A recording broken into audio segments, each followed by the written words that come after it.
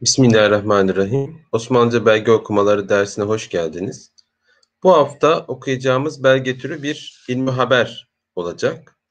İlmi haber nedir diye bakacak olursak, ilmi haber bir daireden diğer daire veya dairelere, birden fazla daireye de yazılabiliyordu. Herhangi bir husus, bir karar ya da bir hükmü bildirmek üzere yazılan belgelere denilmekteydi. Bu açıdan biraz daha şehir içi ve daireler arası yazışmalar kategorisine de ilmi haberi koymak mümkündür. Şimdi okuyacağımız ilmi haber 1845 senesine ait bir ilmi haber. Sultan Abdülmecit dönemine ait bir belge. Rika hattıyla yazılmış. Hattı gayet güzel. Osmanlıca dergi internet sitesinde de paylaşılmıştı. Fakat uzun bir belge. Hepsini okuyamayabiliriz. Elden geldiğince dersimizin süresi içinde okuyabildiğimiz kadarlık kısmını okumaya çalışacağız inşallah. Şimdi ben belgeyi büyüteyim.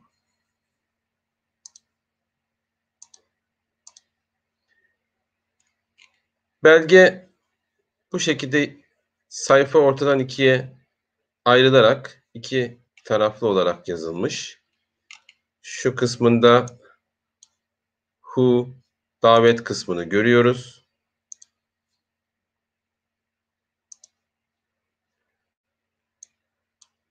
Ardından nereye, hangi daireye gittiğini burada görüyoruz. Ve son olarak belge aşağı doğru yazılıyor. Ardından burada devamı var. Burada da tarih ve imza ile bitiyor.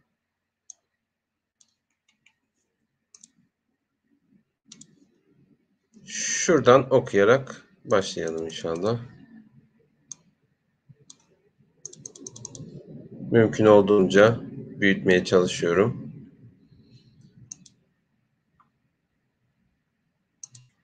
Burada tahvil kalemine ilmi haberdir ifadesini görüyoruz. Zaten belgenin başından belgenin türünü burada görmüş oluyoruz.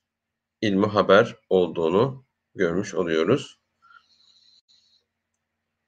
Burada T, H, V, Y, lam, tahvil, kaf, lam, mim, nun, he, kalemine, ayın, lam, mim, vav, hı, be, ra, dal ve ra var. İlmi haberdir. Tahvil kalemine. Tahvil kalemi tabi Divan-ı Hümayun'un kalemlerinden bir tanesi.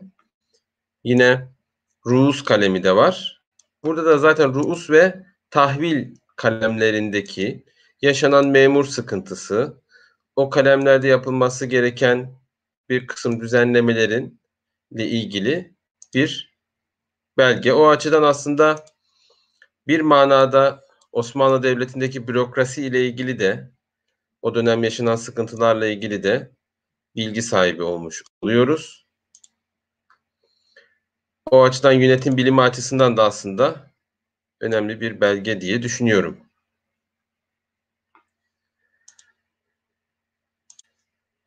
Beyandan müstahni olduğu üzere B, Y, elif, nun, dal, nun, beyandan, mim, sin, te, gayın, nun, ye, müstahni, elif, vav, lam, dal, ye, gayın, ye olduğu, elif, vav, z, ra, he üzere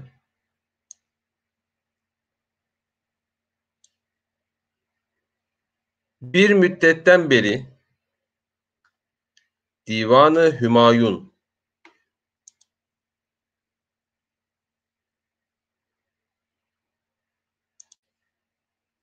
B, ra, mim, dal, te, dal, nun, be, ra, vav bir müddetten beri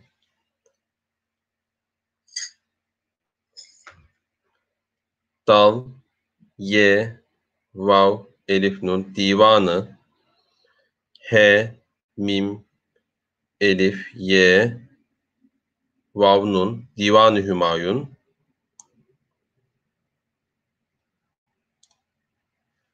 ve ru'us ve tahvil kalemlerine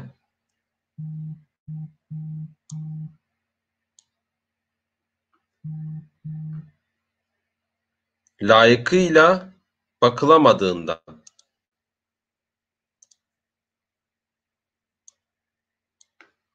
ve ra, hemze, vav, sin, ru'us ve TH, vav, ye, lam, tahvil, kaf, lam, mim, lam, ra, ye, nun, he kalemlerine lam, elif, ye, kaf, ye, lam, he layıkıyla b, elif, kaf, ye, lam, he, mim, dal, ye, gayın, nun, dal, nun bakılamadığından tahvil ve ruz kalemlerine gerekli ilgi gösterilmediğini söylüyor bir müddetten beri. Tabii Osmanlı Devleti'nde Tanzimat sonrası devlet yönetim sistemi de büyük değişiklikler oluyor. O açıdan Divan-ı Hümayun eski özelliğini kaybediyor. Yani bir manada o dönemin ilk yılları ve yerine vekiller heyeti geliyor. Meclisi mahsus, meclisi mahsusu vükela veya meclisi vükela ve nazırların oluşturduğu vekiller veya nazırlar heyetleri geliyor. Divan-ı Hümayun'un yerine o alıyor. Sadrazamın başkanlığındaki hükümet alıyor. Baba Ali ön plana çıkıyor. Tabii Osmanlı padişahlarının e, Dolmabahçe Sarayı'na, ardından Yıldız Sarayı'na taşınmaları ve Topkapı Sarayı'nın eski kıymetini kaybetmesi, kubbe altının eski önemini kaybetmesi, işte o dönemlere denk geldiği için tabii ki bir boşluk dönemi oluyor.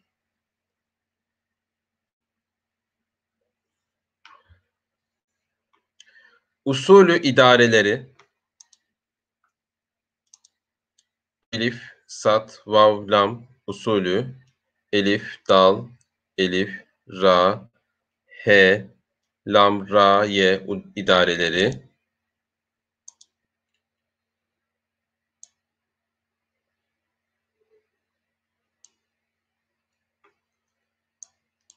çığırından çıkmış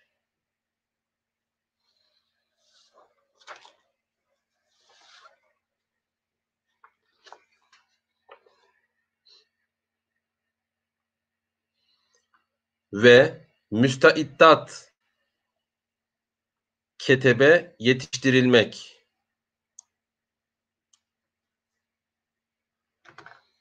Ç, ye, gayın, ra, nun, dal, nun çığırından ç, ye, kaf, mim, şın çıkmış ve mim, sin, te, ayın, dal, elif, te, müsteiddat, kef, te, bh, ketebe, ye, te, şın, dal, ra, lam, mim, kef yetiştirilmek. Tabii o dönem için işinde usta katiplerin yetiştirilemediğinden bahsediyor. Şöyle dursun, bu hal ile bırakıldığı takdirde şın, vav, ye, lam, he şöyle tı, vav, ra, sin, vav, nun dursun. B, vav, ha, elif, lam. Bu hal elif, ye, lam, he ile B, ra, elif, gayın, lam, dal, ye, gayın, ye bırakıldığı T, kaf, dal, ye, ra, dal, he takdirde Biraz vakit mürurundan sonra. B, ra, elif, z, biraz. V, kaf, t, biraz vakit. Mim, ra, vav, ra, nun, dal, nun, mürurundan. Sat, kaf, nuni, ra, he, sonra.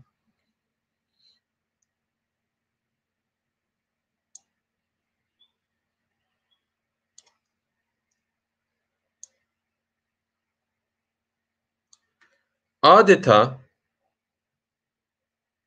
hoş nüvis ketebe bile bulunamayacağı.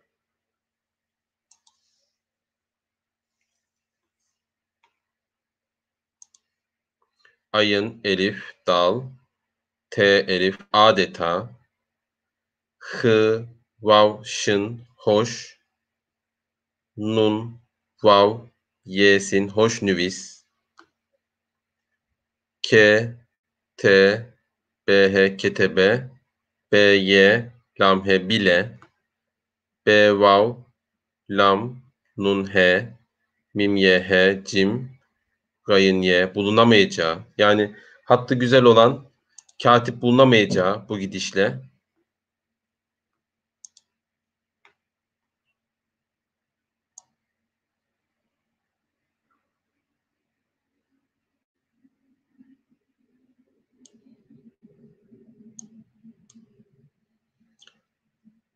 Rütbeyi bedahete varmış olduğundan.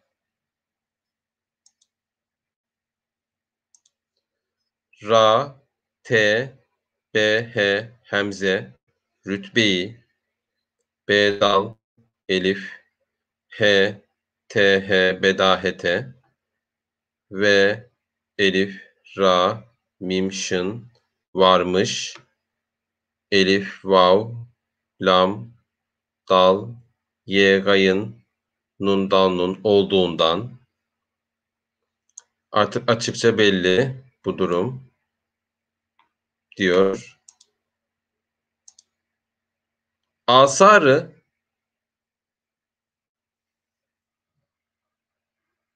muvaffakiyeti feyzi menkıbeti hazreti padişahiden.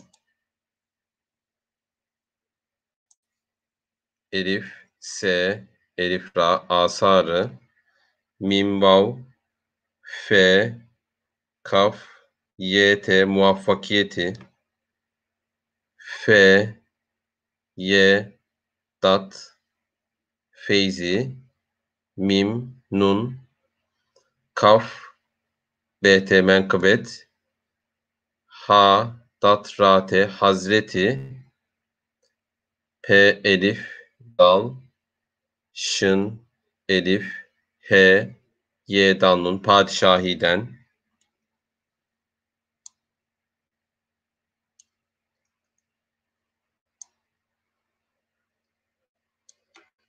Mağdut olmak üzere. Bunun dahi mim, ayın, dal, vav, dal, mağdut, elif, vav, lam, mim, kaf, olmak, elif, vav, z, ra, he, üzere, mağdut olmak üzere, b, vav, nun, kaf, nuni, bunun, dal, hı, ye, dahi, bir hüsnü çaresi esbabının istihsali, bera, ha, sinnun, bir hüsnü, ç, elif, ra, he, sinye, çaresi, elif, sin, b, elif, b, nun, kafirün, esbabının, elif, sin, t, ha, sat, elif, lamye, istihsali. Buna bir çare bulunması lazım. Lazım eden ve kâfe-i teşebbüsat-ı hayriye ve bilcümle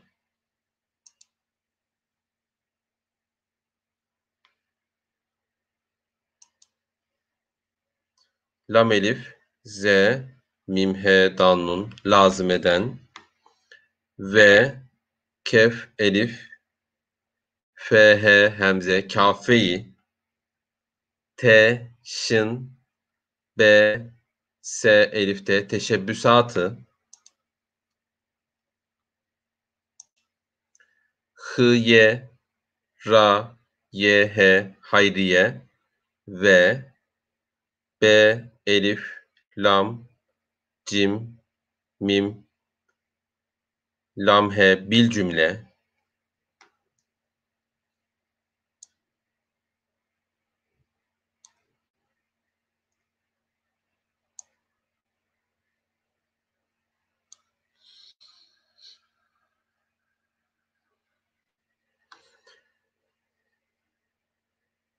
hutubu cesime-i devleti aliyede bihamdihi teâlâ hı, tı, vav, be, cim, sin, ye, mim, he, hemze, cesime-i hutubu cesime-i dal, vav, lam, te, devleti ayın, lam, ye, he, dal, he, aliyede b, ha, mim, dal, he, te, ayın, lam, ye bihamdihi teâlâ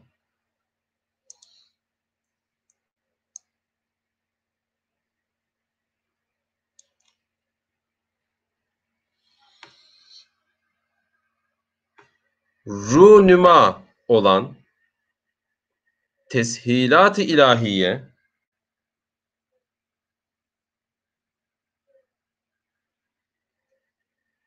ve müşahedesiyle ra, vav, nun, mim, elif, runüma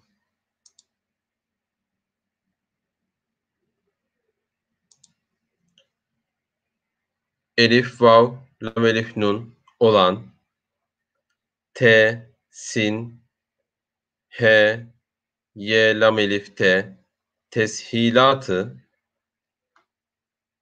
elif, lam, he, ye, he ilahiye ve mim, şın, elif, he, dal, he, sin, ye, lam, he müşahedesiyle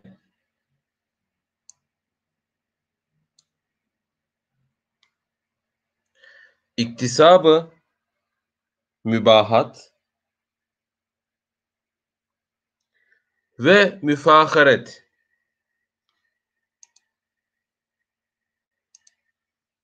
elif, kef, te, sin, elif, be iktisabı me, mim, be, elif, he, elif, te mübahat ve mim, fe, elif, hı, ra, te müfaharet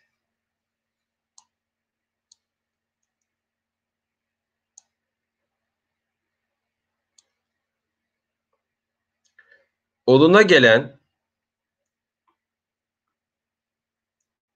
yaveri-i tali-i ferhunde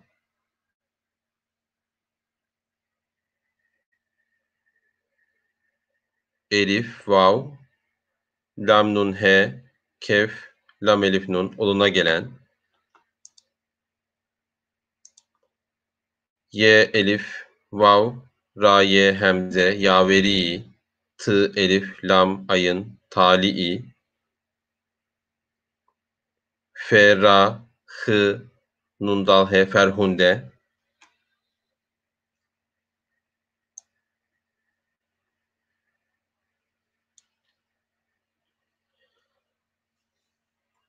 metali, Cenab-ı Şahane delaleti bedihiyesiyle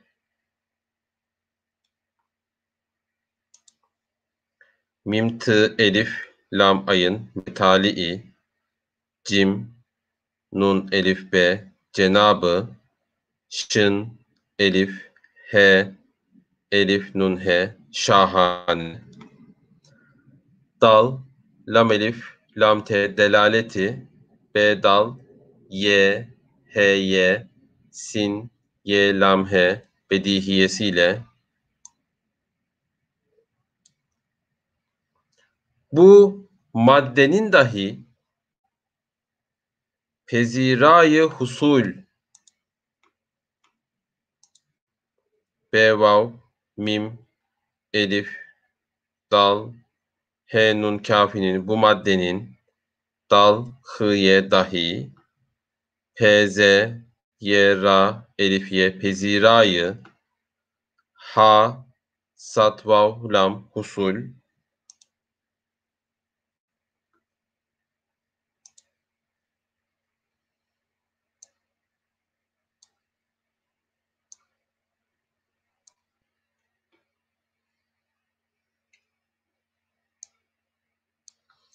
olacağı keyfiyeti müsellemeden ise de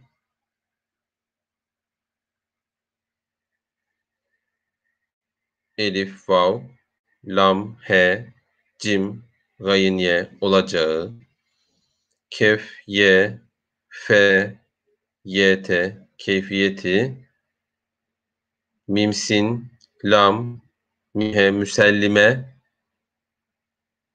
dal, nun müsellemeden elif, ye, sin, he, dal, he ise de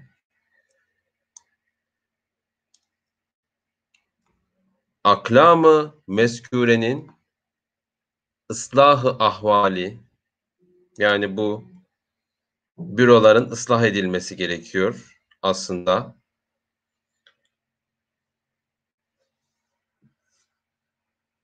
Elif, kam, kaf, lam, elif, mim, aklamı, mimze, kef, vav, ra, he, nun, kaf, nuni, meskûrenin elif, sat, lam, elif, ha, ıslahı, elif, ha, vav, elif, lam, ye, ahvali,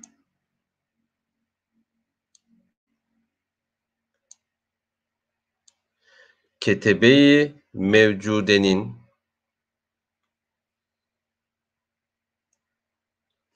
mehma emken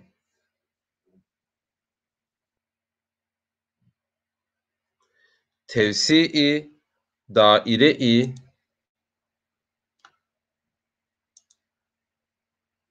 kef, tbh, hemze, ketebe-i mim, vav, cim, vav, dal, he, nun, kafini mevcudenin mevcut katiplerin mim, he, mim, elif, elif, mim, keftun, mehma emken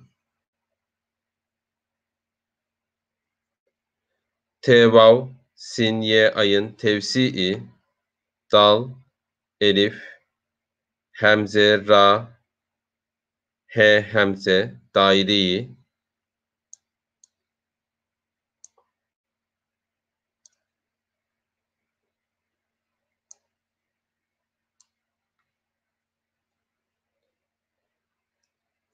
intiaşıyla kaydı müzayakadan tahlisine. Bundan sonraki kısmı kelime kelime okuyacağım. Çünkü belge uzun olduğu için buraya kadarki kısmı harf harf okumak istemiştim. Bundan sonraki kısımda daha yavaş ve kelime kelime okuyarak devam edeceğim. Zaten bu kısma kadarki kelimeler daha ifade olarak daha ağır kelimeler. Bundan sonra kelimeler zaten bir de bir belge okunduğu zaman katibin hattına alışana kadar bazı harfler kişiye farklı gelebilir. Ama o katibin başka derslerde belki bahsetmişimdir. O katibin aynı belge içindeki bir harfi nasıl yazdığını şöyle bir baştan sona bir incelediğimizde o katibin hattına az çok alışabiliyoruz. Böylece bazı zorladığımız yerlerde de acaba buradaki harf hangisiydi, bu kelime nasıldı? Bunu daha kolay bulma, tahmin etme, tespit etme imkanımız olabiliyor.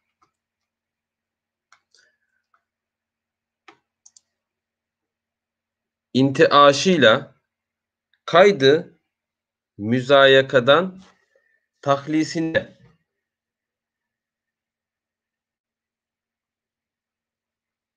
Yani buradaki sıkıntılar çözülmesine, hallolmasına ve ol dahi cemiyeti hatırlarıyla sailerine. Mesela burada y'nin noktası unutulmuş. Belki de belgedeki tek yanlış yerde olabilir. Fakat lügata da baktığımızda cemiyeti hatır diye bir ifadeyle karşılaşabiliyoruz. O da ne demek? Zihin ve fikrin perişan olmayıp toplu olması manasında bir tamlama, cemiyeti hatır. Ve ol dahi cemiyeti hatırlarıyla sailerine, çalışmalarına medar olabilecek vecih ile idaresinde müzayakası medar olabilecek vecih ile idaresinde müzayakası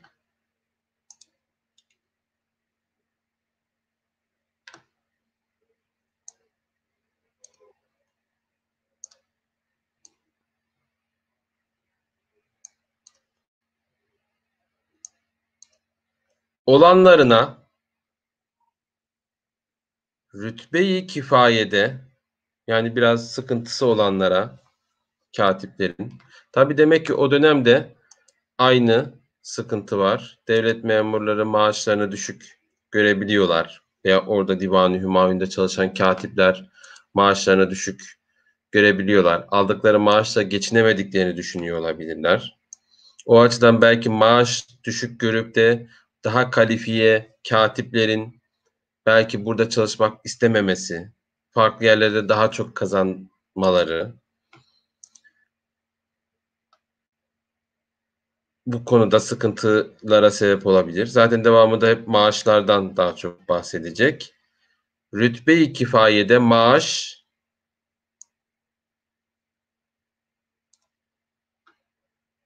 tahsisine muhtaç olarak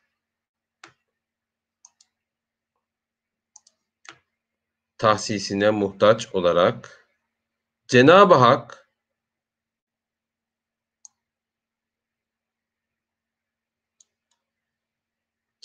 Hak teshil buyursun. Cenab-ı Hak kolaylık versin. Hazine-i celile-i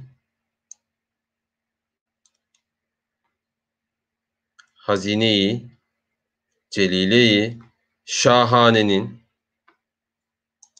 devlet hazinesinin derkar olan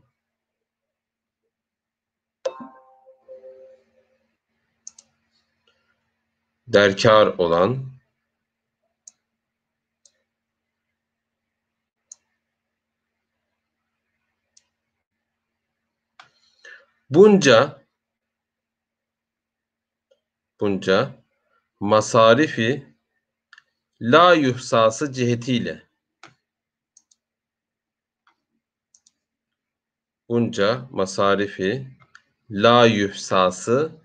cihetiyle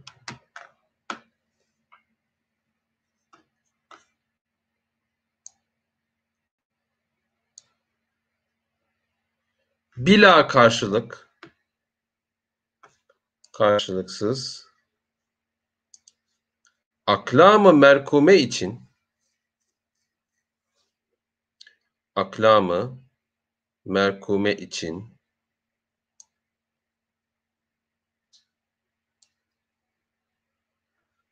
fazla maaş istidası, fazla maaş istidası. Tabii devletin bütçesini de burada düşünmek gerekiyor diyor. Yani fazla maaşlarının arttırılmasının istenmesi açısından istidası tecviz olunmayacağına, yani fazladan maaşların arttırılması talep edilse bu kabul görmeyebilir.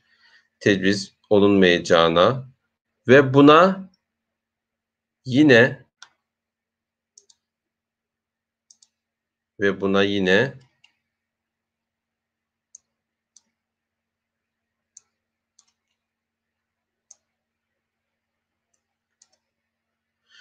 aklam-ı meskure varidat ve muhassasatından, aklam-ı meskure varidat ve muhassasatından,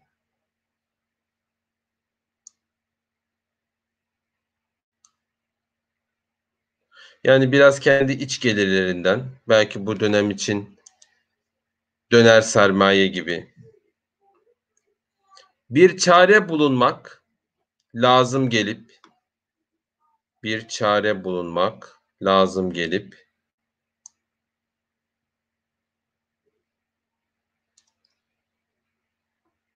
gerçi ol suret zamanı kalil içinde, zamanı kalil içinde baisi, zamanı kalil içinde baisi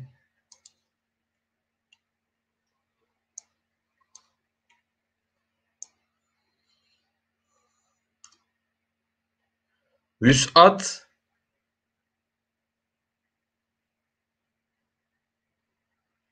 olunamaz ise de, vüs'at olunamaz ise de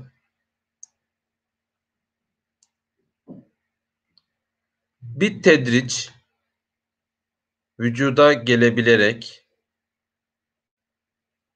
bir tedriç vücuda gelebilerek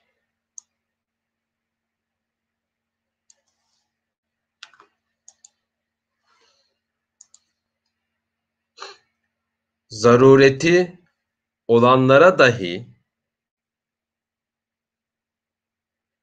zarureti olanlara dahi medarı teselliyet, medarı teselliyet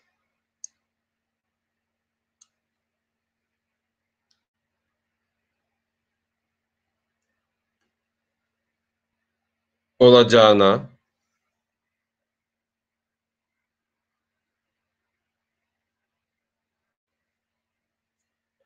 yani aklam-ı merkumenin,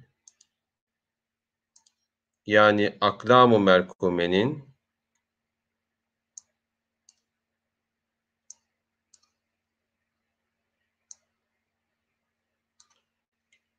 hayli nanparesi olup, hayli nanparesi olup,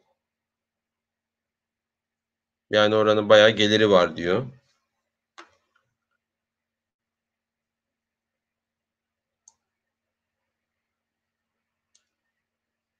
Ancak iş bu nanparelerden,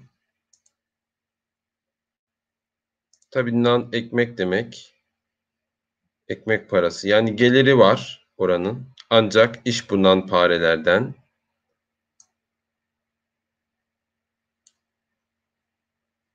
bedellerinde ziyadelik olarak,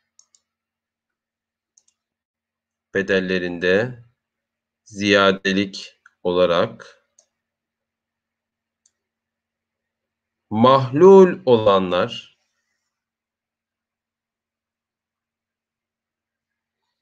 mahlul olanlar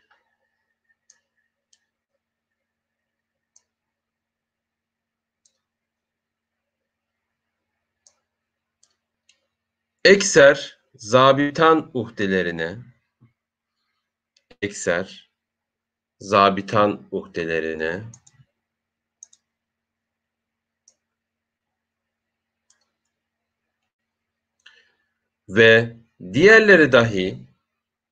ve diğerleri dahi sahibi nanparenin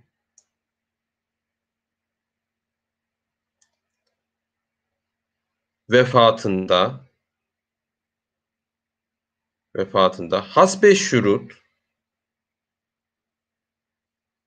evladına tevcih olunmasından hasbe şurut evladına tevcih olunmasından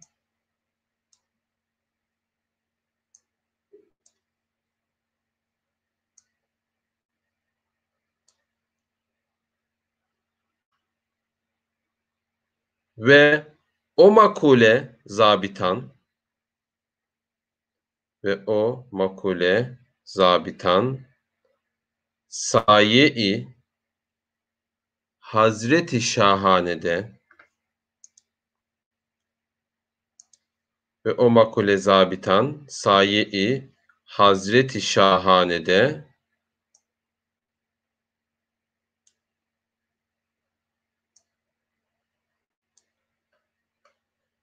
terfi-i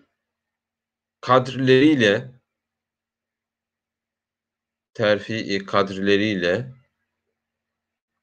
memuriyeti cesime ile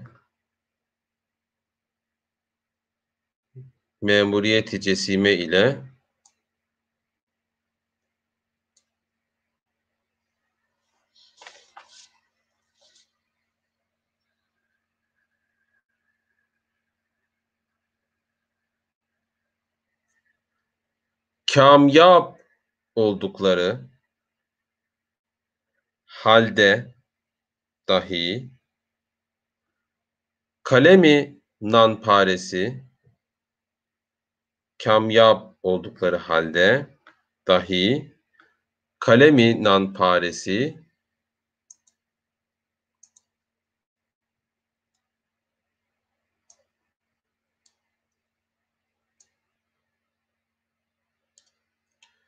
uhdesinde kalarak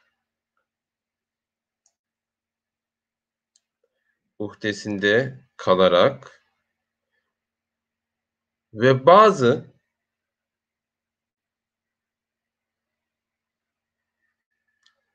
zadegan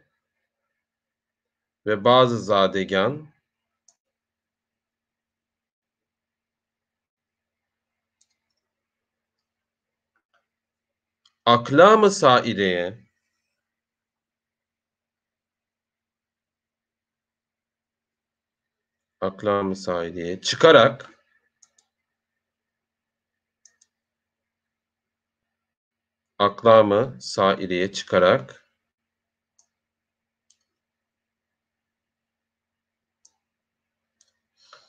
bu cihetlerle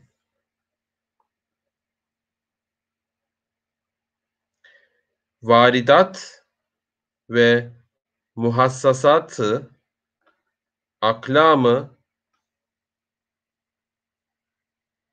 muharrere bu cihetlerle varidat ve muhassasatı aklam-ı muharrere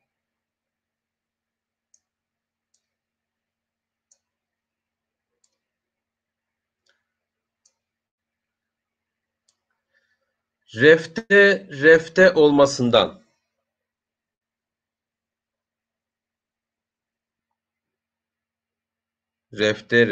olmasından dolayı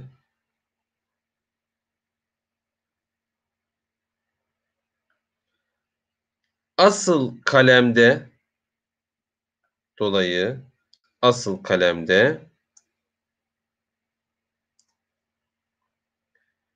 ve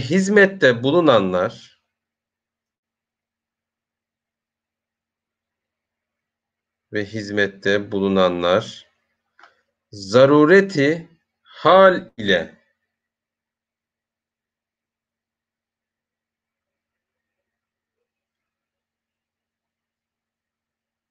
zarureti hal ile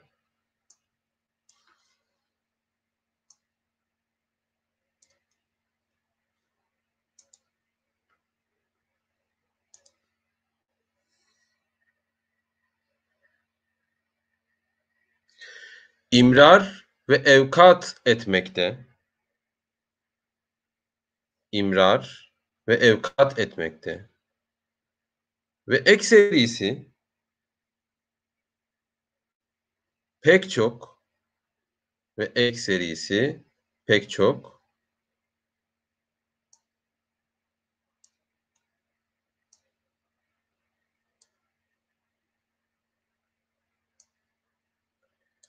müddet hasbice müdavemetle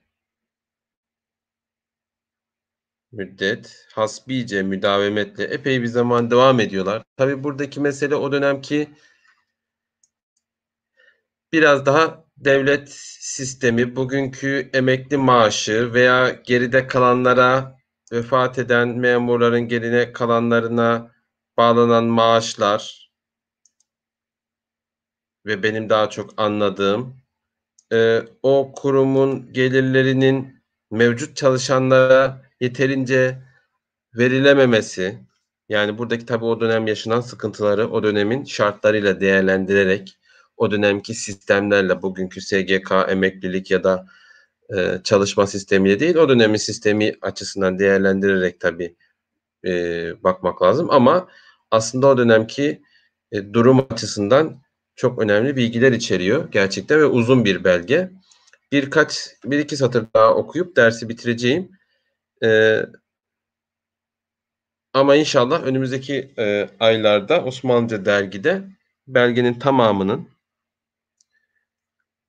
birebir transkript edilmiş halini inşallah yayınlayacağız. Hasbice müdavemetle nihayet yedine bir şey, nihayet yedine bir şey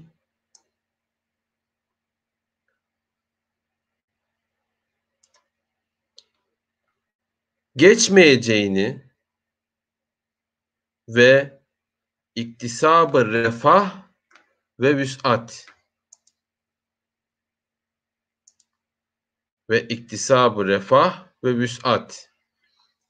Tabii o dönem içinde refah kelimesi var. Nasıl ki sosyal bilimlerde de var. Devletin refah devleti olması, vatandaşlarının geçim sıkıntılarını gidermesi, gelirin eşit dağılması bu dönem için Osmanlı'nın da her döneminde de bu konu gündemdeydi. Burada da tabii memurlar diyor bir refah, bir gelir artışı elde edemiyorlar. Geleceğe dair de bu konuda ümitleri yok veya ilerleyemeyeceğini düşünüyor mevcut makamlarında. Çünkü her tabii ki çalışan daha üst konumlara gelmek ister.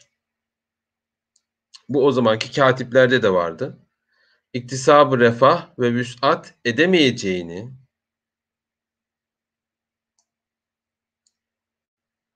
derk birle hizmetini, yani bunu anlamakla birlikte derk birle hizmetini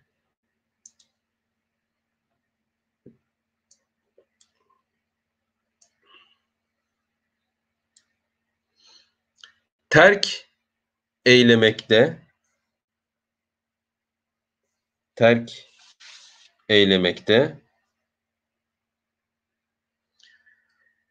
bulunduğuna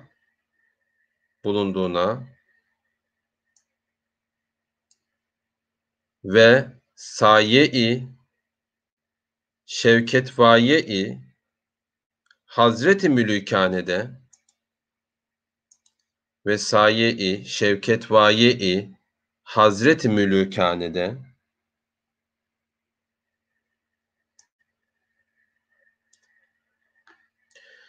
kâfe-i memurin, bütün memurlar, kâfe-i memurin, padişahın tabi sayesinde muvazzaf olarak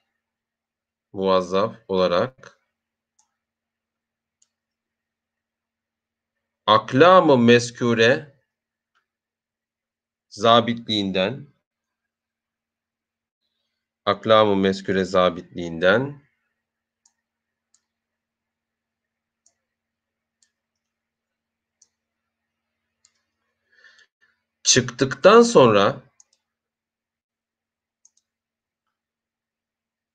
çıktıktan sonra o makule bendegan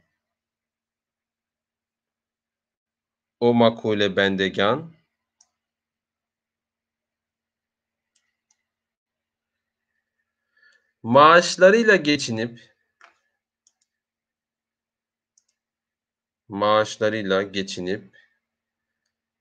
evladı olmadığı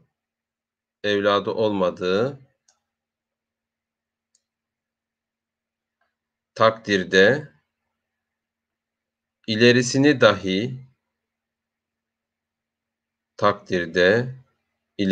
dahi düşünmek icap etmeyeceği. Tabii evladı yoksa kendisinden sonrayı düşünmez demek istiyor. Mevcut maaşı ona yetiyorsa düşünmek icap etmeyeceği.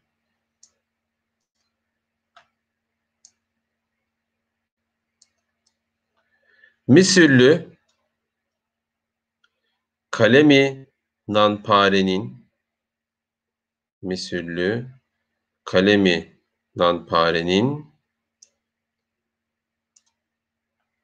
böyle bir taraftan harice çıkıp da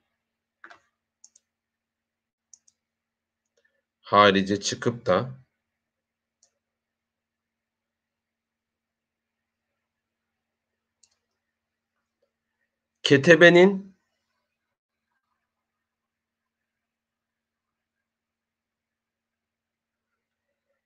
taklili varidatı dahi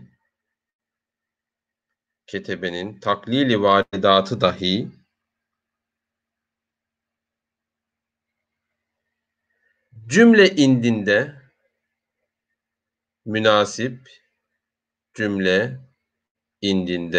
münasip görünmeyeceğine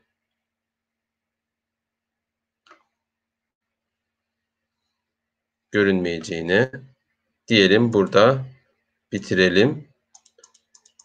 Belgenin sağ kısmının bayağı bir bölümünü okuduk. Yani yarıya geçmiş gibiyiz neredeyse.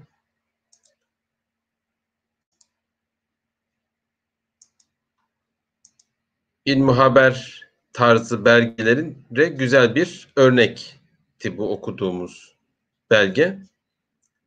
Az önce de ifade ettiğim gibi inşallah önümüzdeki aylarda Osmanlıca dergisinde tam olarak transkriptiyle birlikte inşallah yayınlanmasını düşünüyorum.